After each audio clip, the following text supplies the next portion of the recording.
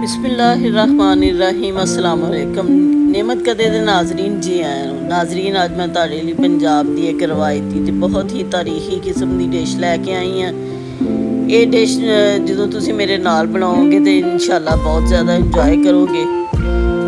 अज मैं तुहानूं हरीसा बनाउण दी जाच दसांगी।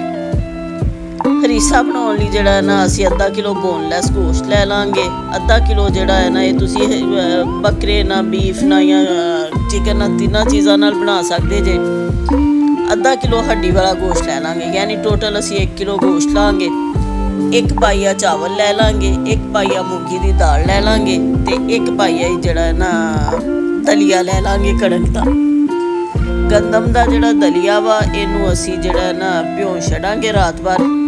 ਇਹਦੇ ਲਈ ਤੁਸੀਂ ਸਾਬਤ ਕਣਕ ਵੀ ਭਿਓ ਸਕਦੇ ਜੇ, ਲੇਕਿਨ ਦਲੀਆ ਲੈਣ ਨਾਲ ਇਹ ਹੁੰਦਾ ਹੈ ਕਿ ਜ਼ਰਾ ਕੁ ਆਸਾਨੀ ਨਾਲ ਬਣ ਜਾਂਦਾ ਹੈ। ਬਾਕੀ ਜਿਹੜੇ ਰਵਾਇਤੀ ਸਾਡੇ ਹਾਂਡੀ ਦੇ ਇਨਗਰੀਡੀਐਂਟਸ ਹੁੰਦੇ ਨੇ, ਅਦਰਕ, ਮਿਰਚਾਂ, ਲਸਣ, ਟਮਾਟਰ, ਧਨੀਆ, ਪੁਦੀਨਾ, ਇਹ ਸਾਰੀਆਂ ਚੀਜ਼ਾਂ ਜਿਹੜੀਆਂ ਨਾ ਅਸੀਂ ਲੈ ਲਾਂਗੇ। ਅਤੇ ਪਾਲਕ ਦੀ ਇੱਕ ਗੱਡੀ ਜਿਹੜੀ ਆ ਨਾ ਉਹ ਤੋੜ ਕੇ ਅਸੀਂ ਸਾਫ਼ ਕਰ ਲਵਾਂਗੇ। ਇਹ ਤਮਾਮ ਅਜਜ਼ਾ ਲੈ ਕੇ ਅਸੀਂ ਤੇ ਅੱਜ ਬੜਾ ਹੀ ਜ਼ਬਰਦਸਤ ਕਿਸਮ ਦਾ ਹਰੀਸਾ ਬਣਾਵਾਂਗੇ, ਜਿਹੜਾ ਪੰਜਾਬ ਦੇ ਵਿੱਚ ਨਾ ਬਹੁਤ ਜ਼ਿਆਦਾ ਪਸੰਦ ਕੀਤਾ ਜਾਂਦਾ ਹੈ। ਅਤੇ ਨਾਸ਼ਤਿਆਂ ਦੇ ਵਿੱਚ ਅਕਸਰ ਤੁਹਾਨੂੰ ਬਾਜ਼ਾਰੋਂ ਜਿਹੜਾ ਨਾ ਸੁਬਾਹ ਨਾਸ਼ਤਿਆਂ ਵਿੱਚ ਮਿਲਦਾ ਹੈ। ਲਾਹੌਰ ਦੇ ਵਿੱਚ ਇਹ ਹਰੀਸੇ ਦਾ ਸਾਲਨ ਜਿਹੜਾ ਨਾ ਬਹੁਤ ਜ਼ਿਆਦਾ ਮਸ਼ਹੂਰ ਆ। ਲੋਕ ਨਾਸ਼ਤੇ ਵਿੱਚ ਇਹ ਬਹੁਤ ਜ਼ਿਆਦਾ ਖਾਂਦੇ ਆ। ਅਸੀਂ ਜਿਹੜੇ ਭਿੱਜੇ ਹੋਏ ਚਾਵਲ, ਮੂੰਗੀ ਦੀ ਦਾਲ ਅਤੇ ਦਲੀਆ ਆ, ਉਹਨੂੰ ਇੱਕ ਹਾਂਡੀ ਵਿੱਚ ਪਾ ਕੇ ਤੇ ਇਹਨੂੰ ਉਬਲਣਾ ਰੱਖ ਦਾਂਗੇ। ਪਹਿਲੋਂ ਅਸੀਂ ਖੜੇ ਮਸਾਲੇ ਸਾਬਤ ਲਵਾਂਗੇ। 1-2 ਇਲਾਚੀਆਂ ਮੋਟੀਆਂ, ਦਾਲਚੀਨੀ, ਕਾਲੀਆਂ ਮਿਰਚਾਂ, ਫੁੱਲ ਬਾਦੀਆਂ ਨੇ, ਇਹਨਾਂ ਸਾਰੀਆਂ ਚੀਜ਼ਾਂ ਨੂੰ ਪਾਵਾਂਗੇ ਪਾਣੀ ਉਬਲਦੇ ਵਿੱਚ। 8-10 ਜਿਹੜੀਆਂ ਸਬਜ਼ ਮਿਰਚਾਂ ਲੈ ਲਾਂਗੇ। ਪਾਲਕ, ਦਾਲ, ਦਲੀਆ, ਜਿੰਨੀਆਂ ਚੀਜ਼ਾਂ ਅਸੀਂ ਗਿੱਲੀਆਂ ਭਿਓਈਆਂ ਸੀ, ਇਹਨਾਂ ਨੂੰ ਅਸੀਂ ਦਾਲ ਨੂੰ ਵਿੱਚ ਪਾ ਕੇ ਤੇ ਇਹਨੂੰ ਉਬਲਣਾ ਰੱਖ ਦਾਂਗੇ। 1 ਚਮਚ ਵਿੱਚ ਨਮਕ ਦਾ ਪਾਵਾਂਗੇ, 1 ਕਾਲੀਆਂ ਮਿਰਚਾਂ ਦਾ ਪਾਵਾਂਗੇ ਤੇ ਇਹਨਾਂ ਸਾਰੀਆਂ ਦਾਲਾਂ ਨੂੰ ਅਸੀਂ ਅੱਛੀ ਤਰ੍ਹਾਂ ਉਬਾਲ ਲਵਾਂਗੇ। ਅੱਜ ਕੱਲ੍ਹ ਦੀ ਜਿਹੜੀ ਸਾਡੀ ਨੌਜਵਾਨ ਨਸਲ ਆ, ਉਹ ਤਾਂ ਬਰਗਰ, ਪੀਜ਼ਿਆਂ ਦੀ ਇੰਨੀ ਜ਼ਿਆਦਾ ਆਦੀ ਹੋ ਗਈ ਹੈ ਕਿ ਉਹਨਾਂ ਨੂੰ ਸਾਡੀਆਂ ਰਵਾਇਤੀ ਚੀਜ਼ਾਂ ਜਿਹੜੀਆਂ ਨੇ ਨਾ ਪੰਜਾਬ ਦੀਆਂ ਅਤੇ ਪਾਕਿਸਤਾਨ ਦੀਆਂ ਜਾਂ ਬਰੇ ਸਗੀਰ ਦੀਆਂ, ਇਹ ਬਿਲਕੁਲ ਨਾ ਖਾਣੀਆਂ ਭੁੱਲਦੀਆਂ ਜਾਣੀਆਂ। ਮੇਰਾ ਮਕਸਦ ਇਹ ਹੈ ਕਿ ਸਾਡੇ ਬੱਚੇ ਜਿਹੜੇ ਆ ਨਾ ਸਾਡੀਆਂ ਇਹਨਾਂ ਚੀਜ਼ਾਂ ਤੋਂ ਨਾ ਆਗਾਹ ਰਹਿਣ ਅਤੇ ਸਾਡੇ ਖਾਣੇ ਜਿਹੜੇ ਆਪਣੇ ਨੇ ਉਹਨਾਂ ਨੂੰ ਖਾਣ ਦੀ ਉਹਨਾਂ ਨੂੰ ਆਦਤ ਨਾ ਭੁੱਲ ਜਾਏ। ਦਾਲਾਂ ਅਸੀਂ ਗਲਣੀਆਂ ਰੱਖ ਦਿੱਤੀਆਂ, ਵਿੱਚ ਪਾਲਕ ਅਤੇ ਸਾਰੀਆਂ ਚੀਜ਼ਾਂ ਪਾ ਕੇ ਅਤੇ ਦੂਸਰੀ ਸਾਈਡ 'ਤੇ ਅਸੀਂ ਜਿਹੜਾ ਨਾ ਆਪਣਾ ਜਿਹੜਾ ਹੱਡੀ ਵਾਲਾ ਗੋਸ਼ਤ ਅੱਧਾ ਕਿਲੋ ਲਿਆ ਸੀ, ਉਹਨੂੰ ਅਸੀਂ ਉਬਲਣਾ ਰੱਖ ਦੇਵਾਂਗੇ। ਗੋਸ਼ਤ ਅਸੀਂ ਪਾ ਲਿਆ ਵਾ, ਇਹਦੇ ਵਿੱਚ ਪਾਣੀ ਪਾ ਲਿਆ ਹਾਂਡੀ ਦੇ ਵਿੱਚ। ਇਹਦੇ ਵਿੱਚ ਅਸੀਂ ਅਦਰਕ, ਟਮਾਟਰ, ਲਸਣ ਅਤੇ ਸਬਜ਼ ਮਿਰਚਾਂ ਜਿਹੜੀਆਂ ਉਹ ਪਾ ਕੇ 1 ਚਮਚ ਕਾਲੀਆਂ ਮਿਰਚਾਂ ਦਾ ਪਾਵਾਂਗੇ, 1 ਚਮਚ ਨਮਕ ਦਾ ਪਾਵਾਂਗੇ। ਅਸੀਂ ਗੋਸ਼ਤ ਨੂੰ ਗਲਾ ਲਵਾਂਗੇ। ਇਸ ਗੋਸ਼ਤ ਦੀ ਅਸੀਂ ਨਾ ਯਖਣੀ ਕੱਢ ਕੇ ਜਿਹੜੀ ਆਪਣੀਆਂ ਦਾਲਾਂ ਵਿੱਚ ਪਕਾਉਣੀ ਹੈ। ਅਤੇ ਗੋਸ਼ਤ ਜਿਹੜੇ ਆ ਨਾ ਉਹਦਾ ਹੱਡੀ ਨਾਲੋਂ ਗੋਸ਼ਤ ਅਲੱਗਾ ਕਰ ਲੈਣਾ। ਉਹਦੇ ਨਾਲ ਰੇਸ਼ੇ ਬਣਾਉਣ ਲਈ ਉਹਨੂੰ ਹੱਥ ਨਾਲ ਮਲ ਕੇ ਅਤੇ ਉਹਦੇ ਰੇਸ਼ੇ ਬਣਾ ਲਵਾਂਗੇ। ਰੇਸ਼ੇਦਾਰ ਹਰੀਸਾ ਬਣਾਉਣ ਲਈ ਫਿਰ ਅਸੀਂ ਉਹਨੂੰ ਨਾ ਦਾਲਾਂ ਦੇ ਵਿੱਚ ਜਦੋਂ ਘੋਟੀਆਂ ਉਹਨੂੰ ਮਿਕਸ ਕਰਕੇ ਅਤੇ ਘੋਟਾਂਗੇ। ਸਾਡਾ ਬੜਾ ਜ਼ਬਰਦਸਤ ਕਿਸਮ ਦਾ ਨਾ ਹਰੀਸਾ ਬਣ ਜਾਏਗਾ ਰੇਸ਼ੇਦਾਰ। ਅਕਸਰ ਲੋਕ ਆਉਂਦੇ ਨੇ ਕਿ ਸਾਡਾ ਹਰੀਸਾ ਰੇਸ਼ੇਦਾਰ ਨਹੀਂ ਬਣਦਾ। ਉਹਦੀ ਵਜ੍ਹਾ ਇਹ ਹੁੰਦਾ ਹੈ ਕਿ ਉਹ ਨਾ ਗੋਸ਼ਤ ਨੂੰ ਜਿਹੜਾ ਨਾ ਦਾਲਾਂ ਦੇ ਵਿੱਚ ਹੀ ਗਲਾਉਂਦੇ ਨੇ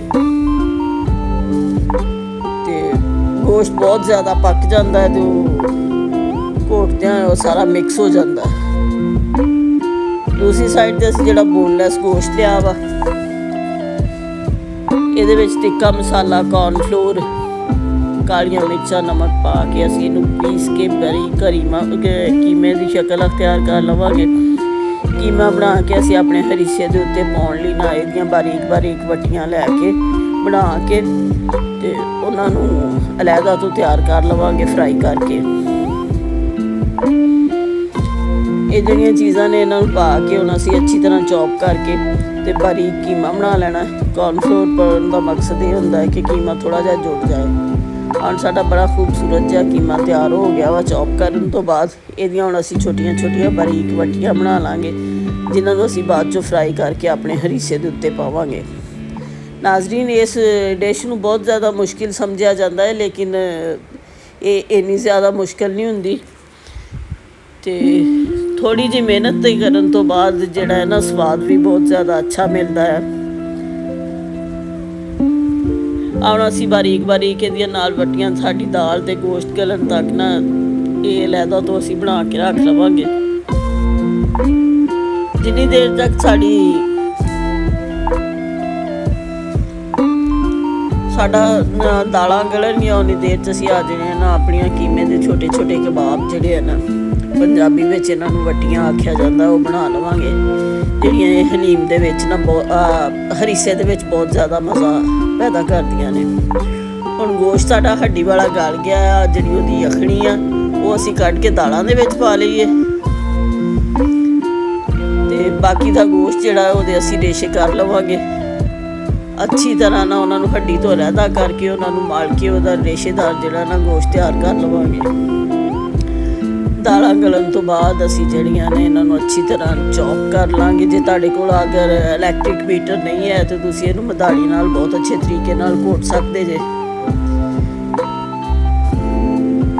ਦਾਲਾਂ ਨੂੰ ਗਲਣ ਤੋਂ ਬਾਅਦ ਅਸੀਂ ਘੋਟ ਕੇ ਫਿਰ ਇਹਦੇ ਵਿੱਚ ਜਿਹੜਾ ਅਸੀਂ ਰੇਸ਼ੇਦਾਰ ਗੋਸ਼ਤ ਤਿਆਰ ਕੀਤਾ ਹੈ ਉਹ ਇਹਦੇ ਵਿੱਚ ਪਾ ਕੇ ਤੇ ਇਹਨੂੰ ਅੱਛੀ ਤਰ੍ਹਾਂ ਘੋਟ ਲਵਾਂਗੇ।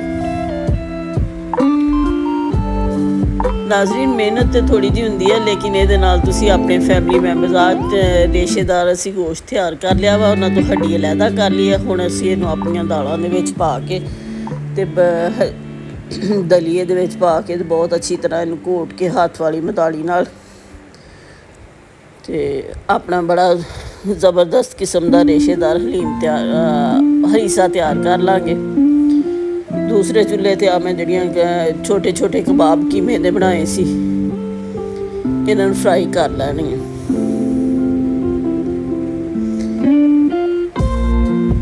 ਕਬਾਬਾਂ ਨੂੰ ਅਸੀਂ ਫਰਾਈ ਕਰਕੇ ਅਲੱਗਾ ਰੱਖ ਲਵਾਂਗੇ ਅਤੇ ਫਿਰ ਅਸੀਂ ਜਿਹੜਾ ਨਾ ਹਰੀਸੇ ਦੇ ਉੱਤੇ, ਹਰੀਸਾ ਸਾਡਾ ਤਕਰੀਬਨ ਤਿਆਰ ਹੋ ਗਿਆ ਹੈ, ਉਹਦੇ ਉੱਤੇ ਪਾਉਣ ਲਈ ਅਸੀਂ ਜਿਹੜਾ ਨਾ ਤੜਕਾ ਤਿਆਰ ਕਰ ਲਵਾਂਗੇ। ਤੜਕੇ ਲਈ ਸਾਨੂੰ ਜਿਹੜੇ ਅਜਜ਼ਾ ਚਾਹੀਦੇ ਨੇ ਉਹ ਪਾਲਕ ਚਾਹੀਦੀ ਹੈ, ਸਬਜ਼ ਮਿਰਚਾਂ ਚਾਹੀਦੀਆਂ ਅਤੇ ਅਦਰਕ ਚਾਹੀਦਾ। ਸਬਜ਼ ਮਿਰਚਾਂ, ਅਦਰਕ, ਪਾਲਕ ਅਸੀਂ ਜਿਹੜੀ ਹੈ ਨਾ ਲੈ ਕੇ ਇਹਨੂੰ ਚੌਪ ਕਰ ਲਵਾਂਗੇ।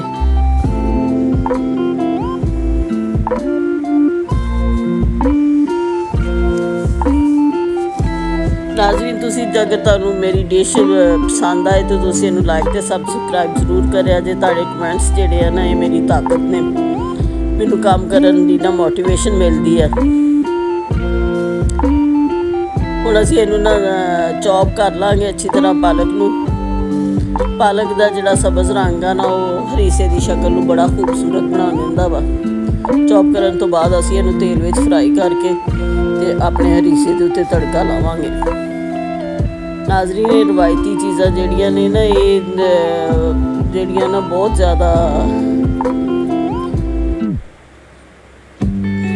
ਖਵਾਤੀਨ ਦੇ ਹੱਥ ਦੇ ਜ਼ਾਇਕੇ ਨੂੰ ਵੀ ਵਧਾਉਂਦੀਆਂ ਨੇ, ਉਹਨਾਂ ਦੀ ਇੱਜ਼ਤ ਵੀ ਵਧਾਉਂਦੀਆਂ। ਜਦੋਂ ਤੁਸੀਂ ਆਪਣੇ ਮਹਿਮਾਨਾਂ ਅਤੇ ਘਰ ਦੇ ਅਫਰਾਦ ਦੇ ਅੱਗੇ ਰੱਖਦੇ ਜੇ ਅਤੇ ਬਹੁਤ ਜ਼ਿਆਦਾ ਤਾਰੀਫ ਵਸੂਲ ਕਰਦੀਆਂ ਨੇ ਖਵਾਤੀਨ। ਇਹਦੇ ਨਾਲ ਖਵਾਤੀਨ ਦਾ ਨਾ ਜਿਹੜਾ ਜਜ਼ਬਾ ਵੱਧਦਾ ਹੈ ਅਤੇ ਉਹਨਾਂ ਦੀ ਮਿਹਨਤ ਜਿਹੜੀ ਹੁੰਦੀ ਹੈ ਨਾ ਉਹਦਾ ਮੁੱਲ ਪੈ ਜਾਂਦਾ ਹੈ। ਸਾਡਾ ਜ਼ਬਰਦਸਤ ਕਿਸਮ ਦਾ ਹਰੀਸਾ ਤਿਆਰ ਹੋ ਗਿਆ। ਤੁਸੀਂ ਇਸ ਹਰੀਸੇ ਤੋਂ ਇੰਜੋਏ ਕਰੋ, ਮੈਨੂੰ ਆਪਣੀਆਂ ਦੁਆਵਾਂ ਵਿੱਚ ਯਾਦ ਰੱਖੋ। ਹੁਣ ਇਸ ਹਰੀਸੇ ਨੂੰ ਤੁਸੀਂ ਨਾਨ ਨਾਲ, ਗਰਮ ਗਰਮ ਨਾਨ ਨਾਲ, ਤੰਦੂਰ ਦੀ ਰੋਟੀ ਨਾਲ ਜਾਂ ਫਿਰ ਚਾਵਲਾਂ ਦੇ ਨਾਲ ਆਪੇ ਹੀ ਖਾਓ, ਆਪਣੇ ਮਹਿਮਾਨਾਂ ਨੂੰ ਪੇਸ਼ ਕਰੋ, ਘਰ ਦੇ ਅਫਰਾਦ ਨੂੰ ਪੇਸ਼ ਕਰੋ ਅਤੇ ਦਾਦ ਵਸੂਲ ਕਰੋ ਅਤੇ ਮੇਰੀ ਇਸ ਮਿਹਨਤ ਨੂੰ ਜ਼ਰੂਰ ਸਰਾਹਿਆ ਜੇ।